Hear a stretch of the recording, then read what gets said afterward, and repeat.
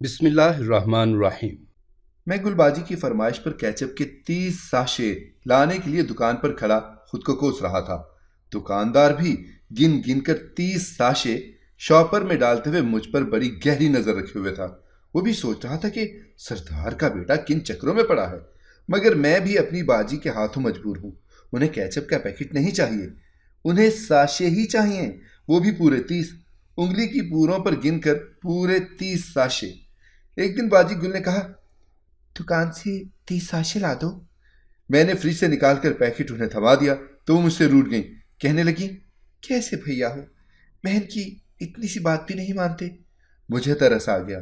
جی ہاں، علاقے کے سردار کی اکلوتی بیٹی پر مجھے ترس آ گیا۔ وہ تھی ہی ترس کے قابل۔ دکاندار نے ساشے تھما دیے تو میں اپنی جیپ میں بیٹھ کر گھر کی طرف چل دیا۔ میں باجی کے کمرے میں جانے لگا تھا جب امی ان کے کمرے سے نکل کر باہر آ رہی تھیں۔ میرے ہاتھ میں پکڑا شاپر دیکھ کر میری تو شامت ہی آ گئی تھی۔ وہ بولی، اس شاپر میں کیا ہے، کھول کر دکھاؤ مجھے۔ امی کے تیور بڑے خطرناک تھے۔ میں نے جلدی سے شاپر کھول کر ان کے سامنے کر دیا اور کہا، یہ ساشے ہیں کیچپ کے، باجی گل نے منگوائے ہیں۔ انہوں نے مجھے حیرت سے دیکھ کر پوچھا، یہ ساشے کیوں جب فریج میں کیچپ موجود ہے؟ لاؤ یہ مجھے دو۔ امی نے وہ شاپر میرے ہاتھ سے لے لیا۔ تبھی باجی گل اپنے کمرے سے نکل آئی تھیں۔ انہوں نے کیچپ کے ساشے امی کے ہاتھ میں دیکھا تو گھبرا گئی تھیں۔ انہوں نے بنا کچھ کہے وہ شاپر امی کے ہاتھ سے چھین لیا۔ پھر وہ جلدی سے اپنے کمرے میں گھس گئیں اور اندر سے کنڈی لگا لی، جبکہ امی اور میں ایک دوسرے کو حیرت بھری نگاہوں سے دیکھ رہے تھے۔ میرا نام شاہنواز ہے۔ میں اپنے علاقے کے سردار کا 8واں اور سب سے چھوٹا بیٹا ہوں۔ ہم 8 بھائی اپنے علاقے کی شان ہیں۔ گاؤں کا بچہ بچہ ہمارا نام جانتا تھا، لیکن کوئی ہماری بڑی بہن کے متعلق نہیں جانتا ہے۔ اس کی عمر کتنی ہے، اس کا رنگ و روپ کیسا ہے، اس نے امی درخشاں کا روپ چرایا ہے یا ابو سراج الدین کی ذہانت کا حصہ بٹور لیا ہے۔ ہم قبائلی لوگ شاید منافق ہوتے ہیں۔ ہم چاہتے ہیں کہ کوئی ہماری ماں بہن بیٹی کو نہ دیکھ پائے، پھر ہم چاہے جو کچھ مرضی کرتے پھریں۔ ایسا ہی کچھ میرا باجی نگین گل کے ساتھ ہو رہا ہے۔ وہ ہماری سب سے بڑی بہن ہے۔ اس سے چھوٹے 3 بھائیوں کی تو شادیاں ہو چکی ہیں، مگر اس کی بھی ابھی تک منگنی ہی نہیں ہوئی۔ باجی گل میرے والدین کی اکلوتی بیٹی اور لاڈلی ترین اولاد ہے، اسی لیے شاید وہ اسے اپنی نگاہوں سے دور نہیں کرنا چاہتے۔ خیر جو بھی ہے، وہ ہمارے وسیع و عریض محل میں قید تنہائی کاٹ رہی ہے۔ اس کی کوئی دوست کبھی اس سے ملنے ہماری حویلی نہیں آئی اور نہ ہی کبھی وہ کسی کے گھر گئی ہے۔ امی کو لگتا ہے کہ یہ سب لڑکوں کے شوق ہیں، دوستیاں نبھانا انہی کو زیب دیتا ہے۔ میرے سب گھر والے اس بات سے متفق ہیں، جبکہ مجھے ان کی یہ بات قطعی پسند نہیں ہے۔ اسی لیے میں اپنی بہن کی تنہائی مٹانے کی حد درجے کوشش کرتا ہوں۔ کبھی اسے کوئی رسالہ لا دیا تو کبھی کوئی فلم اپنے لیپ ٹاپ میں لگا دی۔ امی کو تو یہ سب بھی پسند نہیں تھا، مگر میں کہاں ان کی سنتا تھا۔ یہاں سب تو ٹھیک تھا، مگر اب یہ کیچپ کی فرمائشیں۔ گل باجی نے اپنے کمرے کو کنڈی لگا لی تو امی نے مجھے آڑے ہاتھوں لیا تھا۔ وہ بولی، شاہنواز دیکھ لیا نا اپنی بہن کو، اس نے کمرے کو کنڈی کیوں لگائی؟ کیونکہ ہم اسے کیچپ کے ساشے نہ لے سکیں۔ تم جانتے ہو نا، روز روز وہ 30 ساشے کیچپ کے کھائے گی تو معدے کی مریض بن جائے گی۔ اگر اب تم سے گل نے دوبارہ کیچپ منگوایا تو تم مجھے بتاؤ گے، سمجھے؟ میں نے امی سے وعدہ کر لیا کہ اگلی بار جب باجی گل مجھ سے کیچپ منگوائیں گی تو میں ان کو ضرور بتاؤں گا۔ میں امی کو ٹال کر اپنے کمرے میں چلا گیا۔ میں آرام کرنے کے لیے لیٹا، مگر مجھے سکون ہی نہیں تھا تو آرام کیسے کرتا؟ رہ رہ کر باجی گل کی حرکت کی طرف دھیان جاتا۔ ایسا کیا تھا اس شاپر میں جو میں نہ دیکھ سکا تھا؟ آخر کیوں انہوں نے ایسا کیا؟ رات کو ابو، ہم سب بھائی اور امی مل کر کھانا کھا رہے تھے۔ باجی گل کو تو کھانا ان کے کمرے میں ہی دیا جاتا تھا۔ باجی گل کی خاص ملازمہ زرینہ ان کے لیے کھانا لے جانے لگی تو میں نے اسے روک لیا۔ میں نے اس کے ہاتھ سے کھانے کی ٹرے لے لی اور خود کھانا لے کر جانے لگا تو امی نے آواز دے کر روک لیا۔ انہوں نے مجھے بڑی مشکوک نظروں سے دیکھ کر کہا، کھانا سرینہ کو دے دو، وہ لے کر جائے گی، تم بیٹھ کر اپنا کھانا ختم کرو۔ میں ان کی سنی انسنی کر کے آگے بڑھ گیا تھا۔ میں نے دروازے پر دستک دی اور دروازہ کھول کر کمرے میں چلا گیا۔ باجی گل قبلے کی جانب منہ کر کے بیٹھی تھیں۔ انہوں نے دعا مانگ کر سلام پھیرا تو بولی، سرینہ تم جانتی ہو کیا، امی نے شاہنواز کے ہاتھوں میں وہ شاپر دیکھ لیا تھا جس میں میری زندگی کی واحد خوشی مجھ تک پہنچتی ہے۔ انہوں نے وہ شاپر شاہنواز سے لے لیا تھا۔ شاہنواز تم؟ بات کرتے کرتے انہوں نے پیچھے مڑ کر دیکھا सरीना की जगह मुझे पाकर वो घबरा सी गई थी। मेरे दिल ने घंटी बजाई। कहीं ना कहीं कुछ तो ऐसा था जिसकी मुझे खबर नहीं थी, लेकिन मैं बाजी गुल पर यह जाहिर नहीं करना चाहता था कि मुझे उन पर शक हो गया है। मैं मुस्कुरा कर बोला, बाजी गुल, इतने बड़े रईस की बेटी की खुशियां केचप के साशों से क्यों जुड़ी हैं? आप हुक्म दें तो मैं एक आध केचप का कारखाना तो आपके लिए लगवा ही सकता हूं। बाजी गुल मेरी बात सुनकर हंस पड़ी थी, मगर उनका हंसना रोने जैसा था। वो हंसी तो उनकी झुर्रियों में छुपी आंखें रो पड़ी थीं। मेरे दिल को किसी चीज ने मसल के रख दिया था।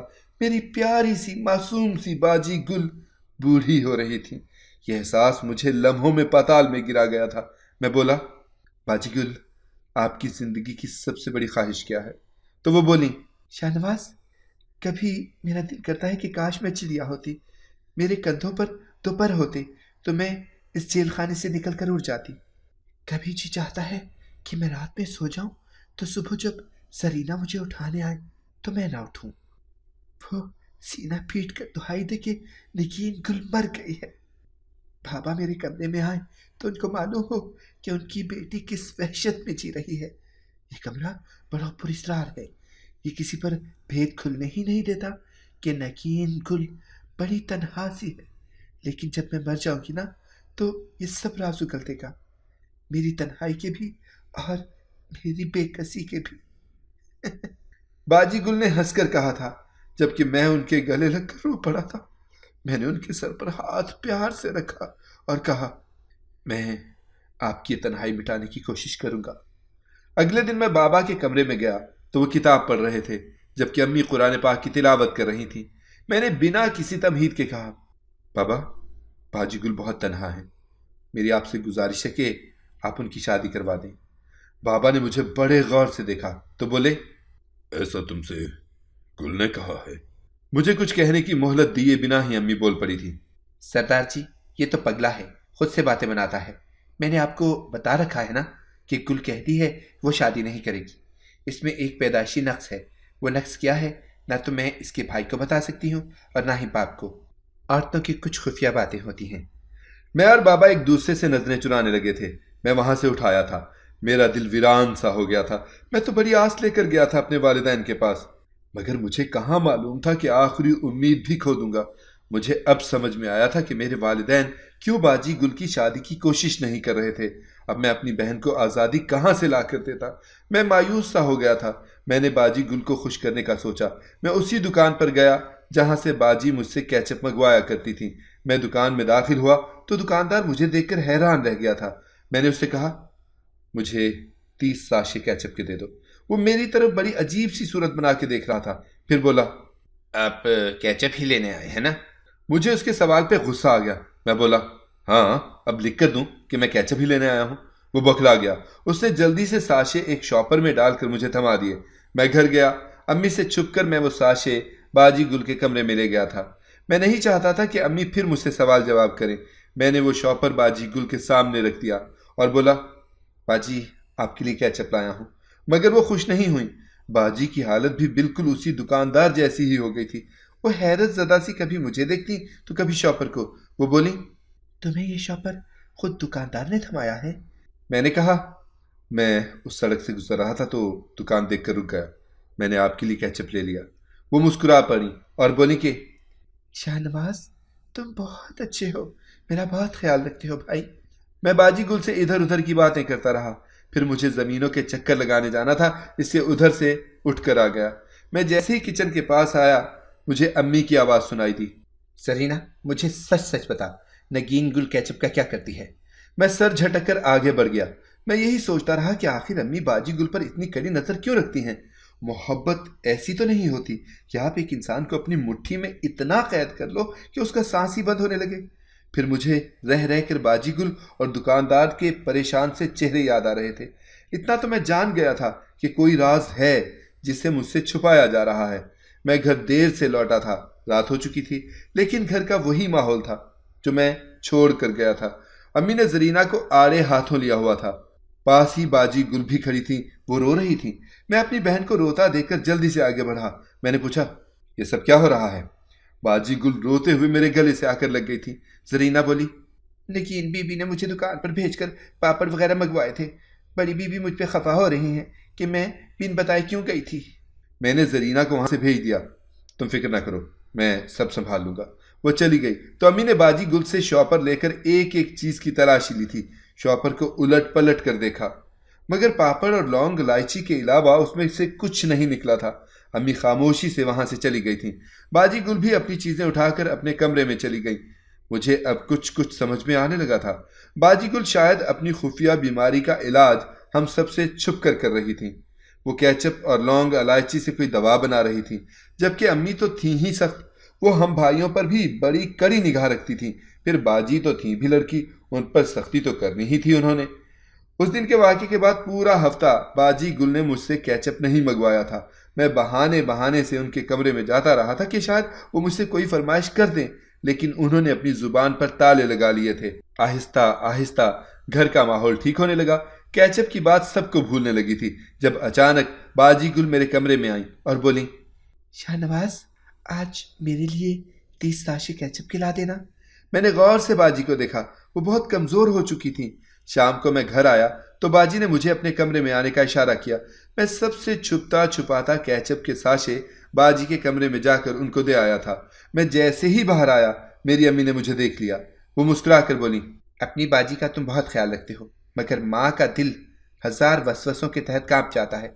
मुझे डर लगा रहता है कि वो अपनी बीमारी की वजह से परेशान होकर खुद को नुकसान न पहुंचा ले, इसी वजह से डरती हूँ। अम्मी की आंखें आंसू से भर गई थी। मैंने अम्मी को दिलासा दिया, अम्मी आप फिक्र ना करें, आपकी इकलौती चहेती बेटी को कभी कुछ नहीं होने दूंगा। अम्मी मुझसे लिपट गई और रोने लगी। फिर बोली, शाहनवाज, तुम मेरे साथ चलकर आज मुझे गुल के हाथ से वो शॉपर ले दो, मुझे तसल्ली हो जाएगी। अम्मी की हालत देखकर मुझे उन पर तरस आ गया था। मैं उनके ज़हनी सुकून के लिए इतना तो कर ही सकता था ना। मैं और अम्मी उन्हीं कदमों पर वापस लौटे थे। हम अचानक से बाजी गुल के कमरे में दाखिल हुए तब वो बैठ के गद्दे के नीचे कुछ रख रही थी। अम्मी ने जरीना को पुकारा तो वो भागती हुई हमारे पास आई। अम्मी बोली, जाकर बड़े साई को बुला कर ला।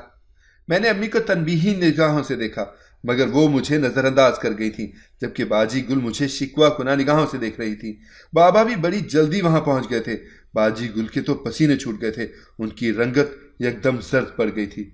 अम्मी बाबा को देखकर जल्दी से बोली, साईं, मैंने आपको अक्सर बताया था ना कि नकीन गुल केचप के साशे मंगवाती है, गिनकर पूरे 30 साशे। वो इससे पूछें किधर है। बाबा मुस्कुरा कर बोले, अरे खा लिए होंगे बच्ची ने, क्या मैं अब इसके खाने पीने की चीजों पर भी नजर रखूं? अम्मी जल्दी से आगे बढ़ी और बाजी गुल पर चीख कर बोली, दिखाओ तुम हमसे क्या छुपा रही हो, तुम्हारे हाथ में क्या है। बाजी गुल ने अपना हाथ मजीद पीछे करने की कोशिश की थी, जबकि अम्मी ने बाजी की कलाई थाम कर हाथ आगे कर दिया था। उनके हाथ में केचप का एक साशे था। उस साशे में से एक तुड़ा मुड़ा सा कागज झांक रहा था। अम्मी ने वो साशे बाजी के हाथ से छीन कर हवा में लहराया था। फिर उन्होंने जरीना को हुक्म दिया कि वो बाजी गुल के बेड का गद्दा उलट दे। जैसे ही जरीना ने गद्दा उल्टा, वहां भी सफेद रंग के कई कागज पड़े नजर आए। अब सब दंग खड़े देख रहे थे कि ये क्या हो रहा है। न जाने कैसे सबको खबर हो रही थी। मेरे बाकी भाई भी बाजी गुल के कमरे में आ गए थे। अम्मी ने वो सफेद कागज मुझे थमा कर कहा, इसे बावाज़े बुलंद पढ़कर सुनाओ। मैं अपनी बाजी के साथ ऐसा कैसे कर सकता था भला। मैं नहीं चाहता था कि बाजी का सर अपने बाप या भाइयों के सामने झुक जाए। मैंने इसलिए कहा, अम्मी ये कागज है, मैंने बाजी को थमाया है। मेरी बात मुंह में ही रह गई। अम्मी ने मुझसे वो खत छीन कर सबसे छोटे भाई को थमा दिया। वो अम्मी के डर से जल्दी से खत पढ़ने लगा, जिसमें लिखा था, बाजी नगीन, प्लीज प्लीज मान जाइए ना, फुरकान भाई आपको बहुत चाहते हैं। आपने जिस दिन मुझे खत में हाँ कह दिया, उससे अगले दिन ही मैं भैया के नाम की अंगूठी आपको पहना आऊंगी। ये आपकी तायाजाद बहन का आपके साथ वादा है। अम्मी खत का सियाक़ो सबाक सुनकर सख्त बदमजा हुई थी। उन्होंने बारी बारी बाकी के तमाम खत भी पढ़वा डाले। वो सारे खत हमारे ताया की बेटी के थे। अम्मी का चेहरा मारे जिल्लत के सुर्ख पड़ चुका था। उन्होंने तो इतना हंगामा शायद इसलिए लगाया था कि बाजी गुल का किसी के साथ कोई चक्कर चल रहा है। माएँ ऐसी बातों पर पर्दा डाल लेती हैं, मगर अम्मी तो मुनफरिद ही मां निकली, जिन्होंने खत पढ़वाने के लिए बाकायदा मजमा लगाया था। अब्बू बोले, नगीन गुल, अगर तुम्हारा झुकाव फुरकान की जानिब था तो पहले क्यों ना बता दिया। वो मेरे सगे भाई का बेटा है, मेरे लिए तो ये रिश्ता काबिल फ़ख्र होता। बाबा की बात सुनकर बाजी गुल ने अम्मी की जानिब बड़ी हैरत से देखा था। वो बोली, बाबा, 2 साल पहले जब फुरकान اور لیلا ہمارے گھر آئے تھے نا، تبھی ہم دونوں ایک دوسرے کو چاہنے لگے تھے۔ فرقان نے مجھ سے اجازت مانگی تھی تاکہ وہ اپنے والدین کو لا کر میرا رشتہ مانگ لے۔ یہ بات میں نے امی سے کی تو انہوں نے سختی سے منع کر دیا تھا۔ امی نے کہا کہ تمہارے بابا اور دایا میں زمینوں کا تنازعہ چل رہا ہے، اگر تم نے رشتے کی بات کی تو تمہارا باپ تمہیں گولی مار دے گا۔ میں آپ کے غصے سے ڈر گئی تھی بابا۔ پھر میں نے لیلا اور فرقان کو انکار کر دیا۔ وہ لوگ چلے گئے تو لیلا نے مجھے ایک خط لکھا، وہ امی کے ہاتھ لگ گیا۔ امی مجھ پر خوب غصہ ہوئی۔ امی نے کہا کہ آج کے بعد اگر وہاں سے کوئی خط آیا تو وہ سب کچھ آپ کو بتا دیں گی بابا۔ اس لیے میں نے لیلا کو خط لکھنے سے بھی منع کر دیا تھا، مگر لیلا نے ایک نیا حل نکال لیا۔ اس نے دکاندار کو کچھ پیسے دے کر اپنے ساتھ ملا لیا تھا۔ لیلا اپنا خط کیچپ کے ساشے میں ڈال کر بھیجتی تھی، اس لیے میں 30 ساشے دکان سے منگواتی تھی تاکہ کسی کو پتہ نہ چلے کہ ان میں کیا ہے۔ ہم سب سشتر کھڑے رہ گئے تھے۔ بابا بولے، لیکن گل، ہم تو تمہاری شادی تمہاری بیماری کی وجہ سے نہیں کر رہے تھے۔ باجی گل تڑپ گئی تھی۔ انہوں نے کہا، مجھے ایسی کون سی بیماری ہے بابا؟ یہ آپ کیا کہہ رہے ہیں؟ بابا نے حیرت سے امی کی جانب دیکھ کر کہا، تمہاری ماں نے کہا تھا کہ تمہیں کوئی خفیہ بیماری ہے جس کی وجہ سے تم شادی نہیں کرنا چاہتی۔ باجی گل بولی، بابا آپ نے ہی تو حکم دیا تھا نا کہ جس دن گل نے شادی کا نام لیا میں اسے مار ڈالوں گا، امی نے مجھے بتایا تھا۔ سب حیران کھڑے تھے کہ آخر ہو کیا رہا ہے۔ بابا نے گرجدار آواز میں امی کو مخاطب کر کے کہا تھا، آج مجھے سب کچھ بتا دو تم کہ تم یہ سب کیوں کر رہی ہو۔ میں نے بن ماں کی بچی تمہارے سپرد اس لیے نہیں کی تھی کہ تم اس کو ناگن بن کر ڈس لو۔ امی کے پسینے چھوٹ گئے تھے۔ میری معصوم سی باجی گل رو رہی تھی۔ جبکہ ہم سب بھائی بابا کی جانب دیکھ رہے تھے تو کبھی امی کی جانب۔ امی بولی، سائیں میں نے آپ کی بیٹی گل کو ہمیشہ ماں کا پیار دیا ہے، تبھی تو وہ آج تک جان نہیں پائی کہ اس کی سگی ماں تو اس کی پیدائش کے وقت ہی مر گئی تھی۔ آپ نے گل کی خاطر مجھ سے شادی کر لی تو میں نے آپ کو 8 بیٹے جن کر دیے، لیکن میں نہیں چاہتی تھی کہ گل کی شادی ہو۔ اس طرح تو ہمیں زمین جائیداد میں سے اس کا بھی حصہ نکالنا پڑتا۔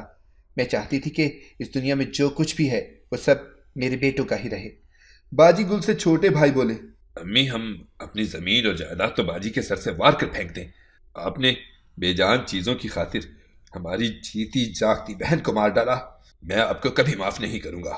ان سب کی باتیں سن کر باجی روتی رہی تھی۔ ہم سب بھائی بھی نم آنکھوں سے اپنی مظلوم سی بہن کو دیکھتے رہے تھے۔ اس دن ہی بابا نے اپنے بھائی کو فون کر کے باجی کا رشتہ پکا کر دیا تھا، جبکہ امی کی حیثیت اس حویلی میں ایک ملازمہ سے بھی کم ہو گئی تھی۔ انہوں نے لالچ کر کے باجی کی زندگی تباہ کرنے کا سوچ لیا تھا، مگر اللہ نے بھی ظالم کی چال الٹ کر دی تھی۔ جس گڑھے کو امی نے باجی کے لیے کھودا تھا اس میں وہ خود ہی گر پڑی تھی، تنہائی اور جدائی کے گڑھے میں۔ اگر آپ کو ہماری کہانی پسند آئی ہے تو اسے لائک کریں، شیئر کریں اور ہمارے چینل کو سبسکرائب کریں۔ اگلی کہانی تک کے لیے اجازت دیجیے۔ اللہ حافظ۔